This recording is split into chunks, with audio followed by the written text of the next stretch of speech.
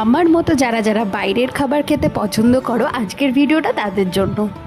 হাবড়া অশোকনগরের মধ্যে যাদের বাড়ি রয়েছে তাদের একটা খুব সুন্দর পাপড়ি চাটের দোকানের অ্যাড্রেস দিচ্ছি।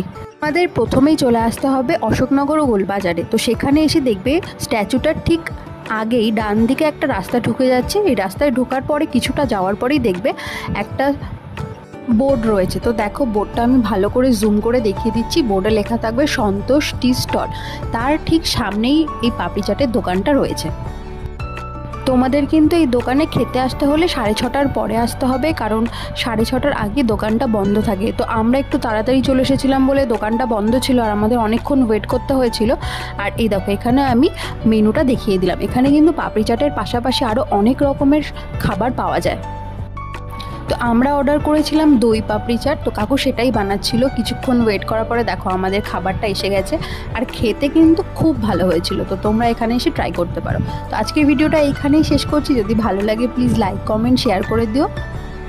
দেখা হবে এরকমই আর একটা ভিডিওতে। ততক্ষণের জন্য টাটা।